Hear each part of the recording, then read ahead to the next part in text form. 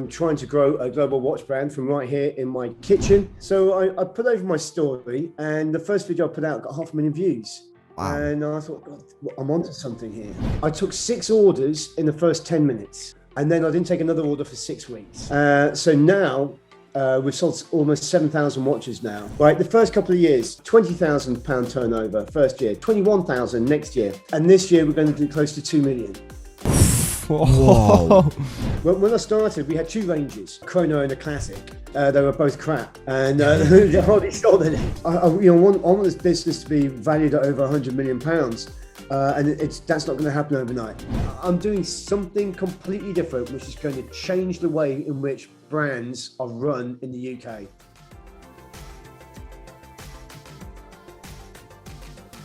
Hello and welcome to this week's episode of the Lads Podcast. Hello. Today we have a very exciting guest, but before that, make sure we all like and subscribe. All of that good stuff. This week's guest is Tim Hayden, CEO of Hagley West Watches. Hi, Tim. How you doing? Hi guys, how you doing? So, before the episode, we really get into the episode. For anyone that doesn't know you, describe what you do. Like, obviously, we said you're CEO of Hagley West Watches, but give us a rundown of what you do, what you get up to. Okay, well, basically, I'm trying to grow a global watch brand from right here in my kitchen. And I'm doing that by sharing and documenting my story behind the scenes of what I'm doing. I'm predominantly showcasing the business on TikTok.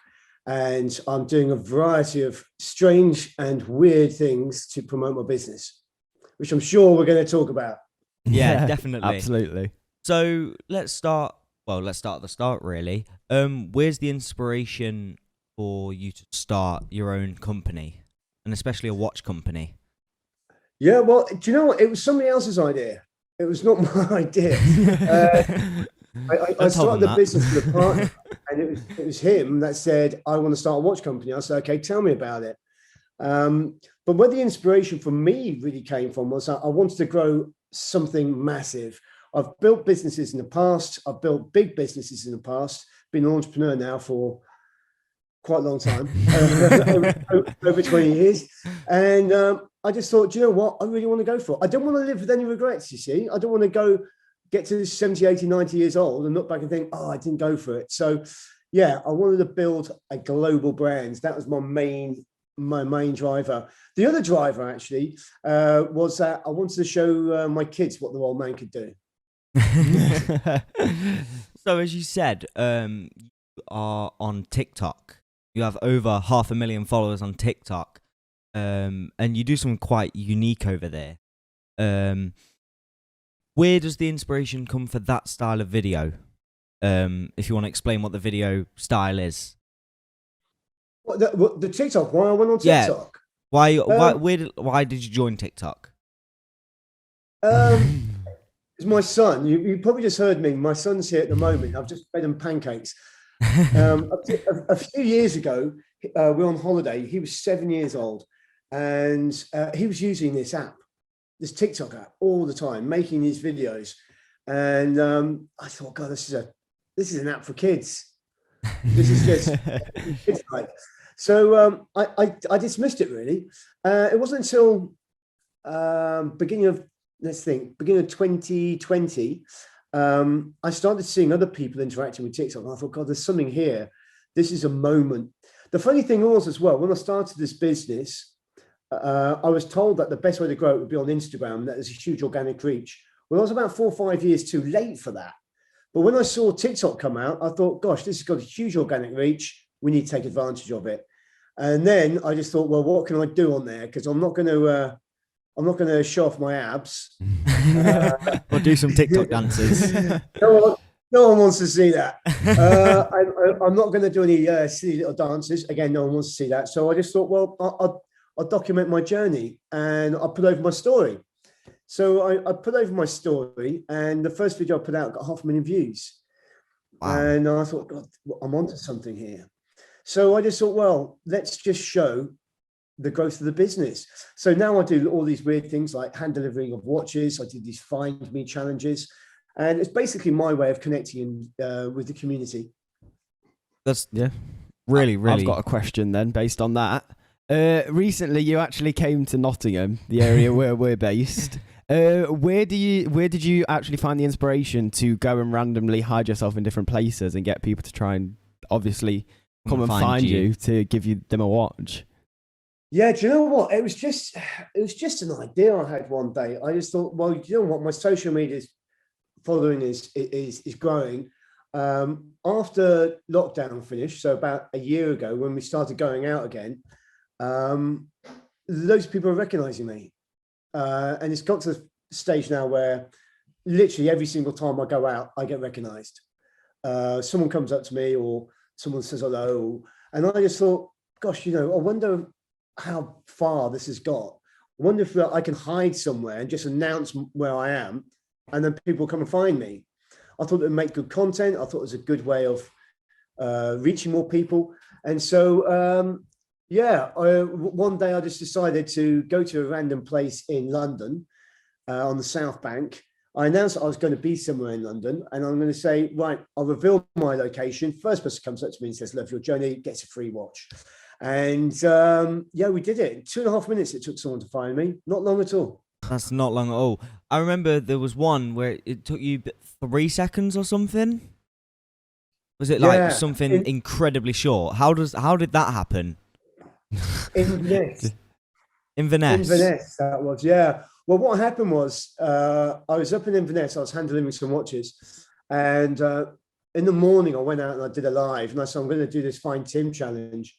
And then all of a sudden, loads of people came out got into their cars and started driving around Inverness trying to find me before it even started the challenge. So I went out and we were setting up the cameras and getting got this little stand for we put the phone on and things like that. So we were setting up to go live, and someone drove past, saw me, parked up the road, and then waited. So as soon as I said, okay, first person that finds me gets to watch, go. He was literally standing right behind the camera guy. And he went over and put his hand forward and said, live your journey. I thought, you're joking me. So, that was amazing. That was amazing. I had loads of people come up to me that day. Yeah, well, with that video, I'm going to ask a question. Were you kind of disappointed that it only took 3 seconds because you didn't make as much content as you would have liked, or were you happy that someone found you within such a short space of time? No, I was happy. It doesn't matter. I mean, the thing is, though, you can still make content out of that. You make content out of the fact that someone's found you in 3 seconds, and it shows just how popular everything is becoming. So, no, it didn't bother me at all. Not at all. It doesn't bother me if someone finds me in 3 seconds or 3 hours. That's a good question then. How long has it, what's the longest amount of time it's taken for someone to find you? 37 minutes. 37 minutes was the longest time. And that was Where was that? Oslo. Oslo? That was in Norway. Norway. Yeah. I was going to say Sweden then, so I'm not even going to say. Next door. So, yeah, pretty much next door. So, one of the questions I want to ask is about I'm going to call it a little phrase, maybe a catchphrase that you like to use, love your journey. How did that come around? Was that like from the start, from the offset, or was that something you came up with along the way? Yeah, I mean, basically, it's kind of my ethos in life, really. I think when you get to my age, you start to reflect on things and look at things slightly differently. I think when you're younger, it's all about climbing a ladder. It's all about trying to progress. It's all about trying to earn money. It's all about trying to look good, trying to look snazzy. It's all about going for all these different goals and all that kind of thing. I think as you get older, you realize that, life's more about, it's more about the process and about the journey, about what you're going through. It's not so much about the goal and the end line. It's more about the process that you have to go through. So, so that's my ethos, love your journey. And I put that over. So when I started this business, I thought, well, what's the brand going to be? What are we going to put over? What are we going to stand for? So that's what we did. It's on TikTok, you're one of the most unique creators because of what you do. No one else does it. And I think that's why it does so well. And so many people are interested in it. How So back when you started, how many average orders were you getting a day? When I started the business, Yeah. well, I can tell you now, when I started the business, we first went online in 2017, and I took 6 orders in the first 10 minutes of going live. And then I didn't take another order for 6 weeks. Wow. I was doing the business part-time, and the way it's been run for the first 18 months, I didn't like it. We were trying to get it on Instagram. We were wasting loads of money on advertising, and I was doing it part-time. And then at the end of 2018, I decided to come into full-time. So now we've sold almost 7,000 watches now. So we've had, over the last year, we've had about a 900% increase on sales. We're basically, do you want some numbers? Go on. We'll take some numbers. Let's talk some numbers. Yeah. It's always good to talk some numbers. Okay, this is what we did. Right, the first couple of years, £20,000 turnover first year, 21,000 next year, 27,000, 47,000, then 400,000, and this year we're going to do close to 2 million. Whoa. So the moral of the story is, don't give up. Definitely. You've got to keep going. Everything takes longer than you think. So the first few years when we're doing everything on Instagram, we're literally saying nothing, and what was going on. So I knew we needed money. That was one of the big things, and then we needed a new focus. So for the last 2 years, I relaunched the business almost 2 years ago, and since relaunching the business the way I wanted it to be, I no longer had the partner I started the business with, and I took full control of it.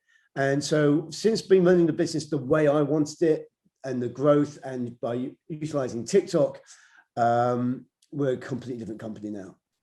Yeah, completely. Yeah. And I think TikTok is a lot like free advertising, really, because anyone can go viral. And as you said, your first video got 500,000 views, which is incredible, because our first video got 14. It's...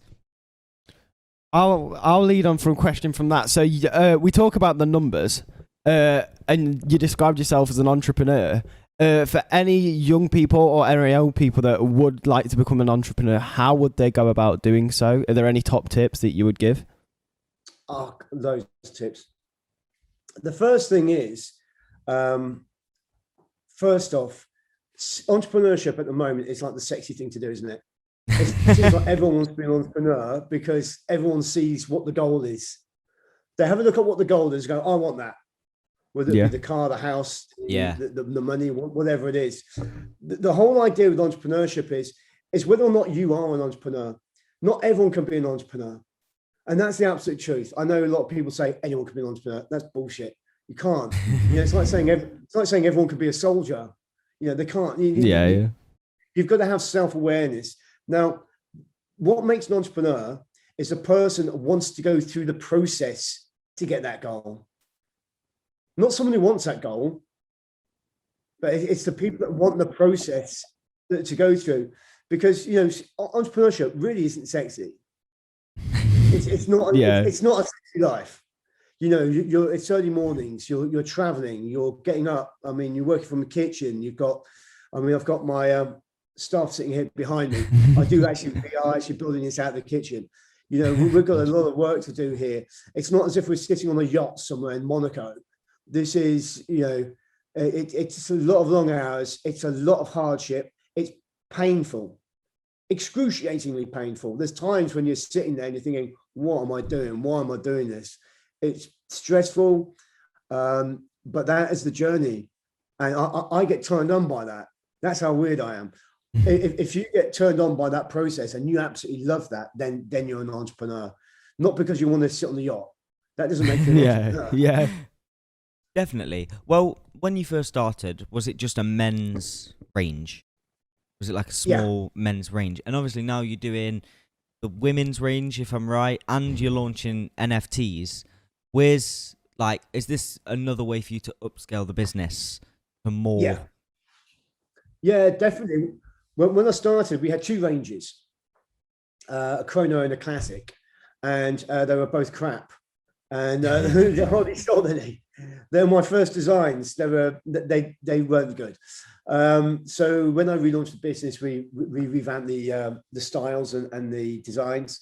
But yeah, we're going into NFTs now. That's where a lot of my focus is. The whole idea with what business is that you mentioned earlier that what I do on TikTok is totally unique. Well, what I want to do with the business is I want to be totally unique. I want to grow this into a massive global brand. And to do that, we need to pioneer the industry. So I am working at the moment on, I can't reveal too much at the moment, I'm sorry.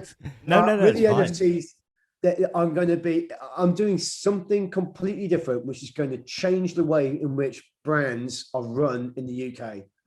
That's a bold, big statement. That's a bold statement. That's going in the trailer. Yeah, 100%. I'm going to do something completely different. Yeah. Well, that's how you really get out there, because obviously if you look at all the other watch brands, like if you showed me a watch without the logo, I wouldn't be able to tell you what brand it is, if that makes sense. So I think it's you want to be able to be like, you just see the logo and know who. Yeah, no, it is I was instantly. actually going to ask that. I was going to say, in a couple of years' time or soon, do you reckon you'll be able to rival some of the other big watch brands that are currently like on the market? 100%. 100%. The plans we've got, I set up the growth patterns that we've got for the business. We're going to take this brand outside of watches as well. So we're going to be looking at next year going into clothing and really pushing this forward. It's going to take time. It's going to take time. You know, that's another reason why I'm documenting what I'm doing, is because I think we live in an era and a day and age now where everyone thinks they want everything overnight. Everyone wants everything quickly. One of the reasons I'm documenting is to show just how long it takes, because it is a long, hard, grueling road. So I've got years ahead of me. Well, it's been 5 years in the making, so you've. Yeah. You've got here in 5 years. Where will you be in 10 years? It's things like that. Yeah, well, that's what we want to do. You know, I want this business to be valued at over £100 million, and that's not going to happen overnight. No offense to you, Tim. Done taken. Yeah, but it's amazing just to see, like, from making 6 a week to then 6 a month or 6 a day to then suddenly out of nowhere making like a 2 million turnover. Like, it just shows how much of a journey you must have came on yourself during that time. And I just wanted to lead on with that. Well, you said you started, I don't know whether or not you said you started TikTok in 2020 at the start, but I want to ask, was the COVID lockdown a massive benefit for you, or did it hinder the process? The pros and cons to COVID. The pro was that we had a captive audience stuck at home. We saw an explosion on TikTok. So that was a big thing. The cons to it was that it's hindered the business in relaunching. I wanted to relaunch in, I think, March time of 2020, but we didn't actually end up relaunching until the end of June, almost July of 2020. So it's had pros in the way that we've been able to grab an audience, but it's had cons in helping grow the business with problems with supply chain. So I think with every single thing that happens in life, anything that comes along, you must look at that and think, where's my opportunity? You know, anything that brings about change, you've got to think, well, where's my opportunity? And you can't sit there and think, oh God, this has happened. You've got to think, right, what can I get from this? How can I maneuver? Which way can I go now? And change. So that's what we did. One of my next questions is, you obviously are an online brand. Would you ever think about opening a store? I remember you opened a pop-up. I can't remember when, but obviously there was an accident, so no one could actually get to your pop-up store. Is that like a demotivator for you, or would that be like, no, I've got to do bigger and better next time? Right. When things don't go right in business and they fail, you've got to expect failure. You know, you've got to expect things to go wrong, and then you have to learn from them. If you fail and moan about it or mope about it or get down about it, you're never going to move on. The whole idea was, I'll give you, just going back to your first question about, well, we're going to shops. No bloody way. It's just, it's ridiculous. But on the high street shops are dead. You know, that retail industry it's over. It's finished. It's yesterday's news. We have to move on. We're moving on online and then into the metaverse as well. So that's the direction we're going. But that pop-up shop failed. And the reason it failed was because we'd never tried one before. You know, we didn't know what was going to happen. But what we did get from it is loads of data. So we can now understand what does work, what doesn't work. And if we do a pop-up shop again, we now know what we need to do to make it work. So what we can do is we can say, right, we've got this much following, we've got this much interaction. It results in that amount coming to a pop-up shop. So we now know that we need to grow bigger, get all those metrics up, and then we'll know what to do or what to expect from a pop-up shop. So we will be doing pop-up shops in the future, but we're about a year away. Yeah. So you did mention your clothing as well. Is your clothing going to be totally separate to the watches in regards, like, will it not be based around watches, or will it be under the Hagley West? Yeah. Will it be under the Hagley West like brand, or will it be a totally separate? No, it will be a Hagley West brand, 100% under the Hagley West brand. And it'll be, everything will be on the same website, but there'll be subdivisions within the website to move around. So yeah, it's still going to be a Hagley West. Well, I think that's a good question. Is where did you actually come up with the Hagley West name? Yeah.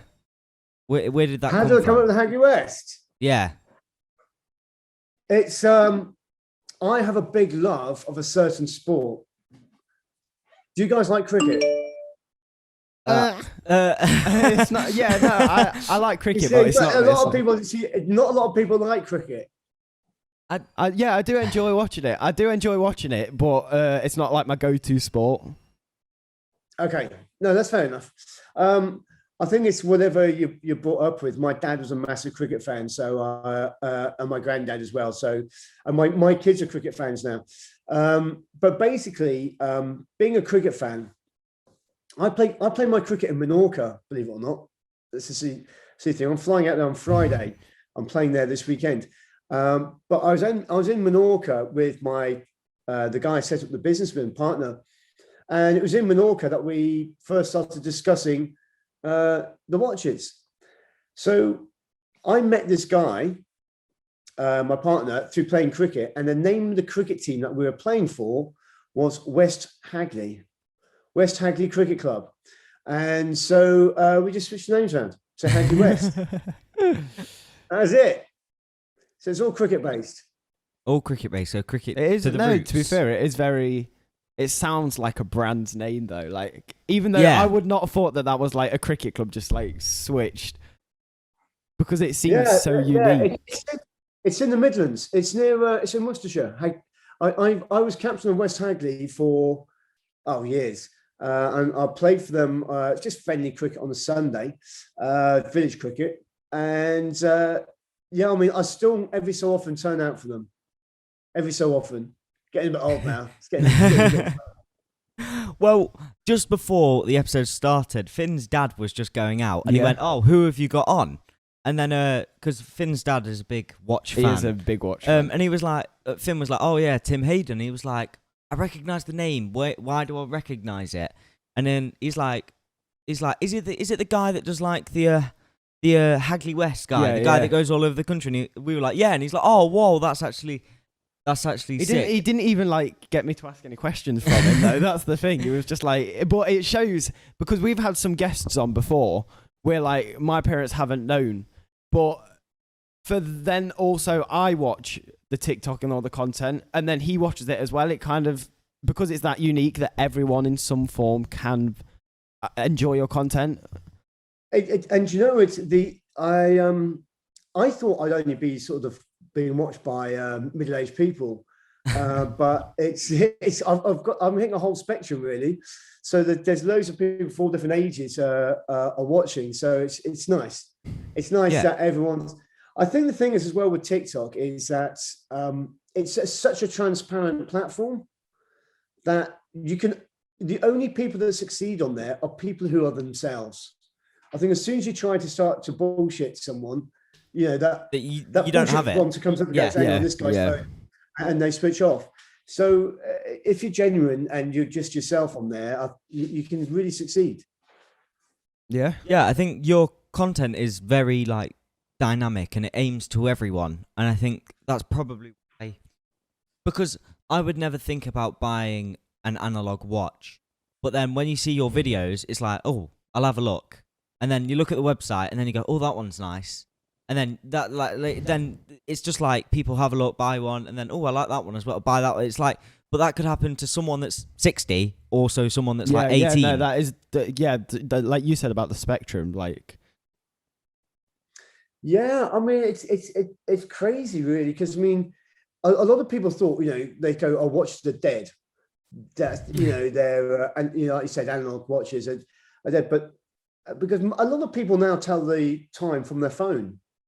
You've got precise exact time on your phone.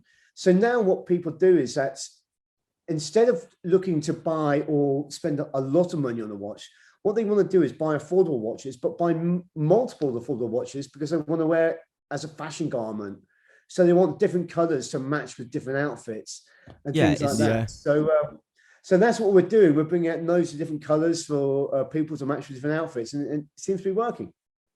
Well, yeah, definitely, because I have an Apple Watch. That is something I've had for years, and I quite like it. It's like it's quite useful, but sometimes I get what you mean about it being a fashion statement to have a watch. A lot of people do have that and have a matching watch. Because yeah, I tell my time on my phone or the Apple Watch. It's like just devices everywhere. So for some people it's nice to just go back a step and go for just a standard analog watch. And you know what? There are 2 billion watches sold per annum worldwide. 2 billion. It's huge. It's huge market, and the number's growing. It's not shrinking, it's growing. It's actually a growing market. So yeah, like you say, I think people want to have 3 or 4 or 5 different watches, so they've got choice. One question I want to ask: you've obviously got a watch on yourself. Which one is your favorite out of all of your range? This is my go-to watch. This is the Hagley West. This is the original, and it's got the big logo on the front. And it's just a casual watch that I stick on literally every day. When I go out in the evening, I'll wear a more of a dress watch to go out. But yeah, this is my everyday watch. Well, you say like if I were to see someone in the street, I would see the logo and know where the watch is from, if that makes sense. But I wouldn't be able to do that. Yeah, that's the whole idea of this watch. That it's a brand carrier. So this range, actually, we've sold out of these at the moment. I'm expanding this range and also bringing out a smaller version as well for women. And they're all launching in May. So yeah, this is a big part. And the NFTs as well feature this watch. There you go. So that watch is like... There we go. We've got exclusives. The watch you're wearing now is quite a big part in the whole of the business. I think this is a watch which will really catapult us because it is, as you say, it's so recognizable. It's a totally unique design. It's a completely unique bespoke case. It's an everyday watch for every. I mean, I wear this in the gym as well. Can wear it. When we first launched this, we were going to call it the sports watch because you can play sports in it. And my business partner is a cricketer, and he wears it when he plays cricket as well. Well, I think we've got one last question for us before we've got to shoot off and go do some filming. Sure. If we came back to you in a year's time, what is one goal you would like to have achieved? Whether it's personal or in business, what's one thing you would have liked to have achieved in a year's time? That is a great question. Do you know what? And this is the honest truth. I'm not thinking really much past June at the moment. I don't. anything can happen in the next year. Anything can happen. As I mentioned, I want to bring out clothing next year and want to do everything. I am so focused on the NFTs and the launch of, I've got these new watches that I've been designing. I'll give you a quick flash of them. I've been designing these new watches. And so I've got to get these right. We've got the launch of new ranges coming out in June. I've got a big event happening in June as well. I'm not thinking past that. So this time next year, I hope I can look back and say, oh, April, May, June went well. I literally just live like that. I can't think that far ahead. I just focus on the next 3 months. But that's a great question. But let's get the NFTs and let's get the launch of all these new watches right as well. Well, thank you for your time. Yeah, thank you for your time. We got you up really early in the morning. I've already been working for 3 hours before I came on this. Love that. Yeah, thank you for your time. Thank you for coming on. Guys, go and check out Tim's watch. Is it hagleywest.co.uk? The website, hagleywest.com. That will be in the description anyway. Thank you so much for joining. Like, subscribe, all of that good stuff. Thank you, Tim. Cheers, Tim. Thank you. Bye. Thank you very much, guys. It's been fun.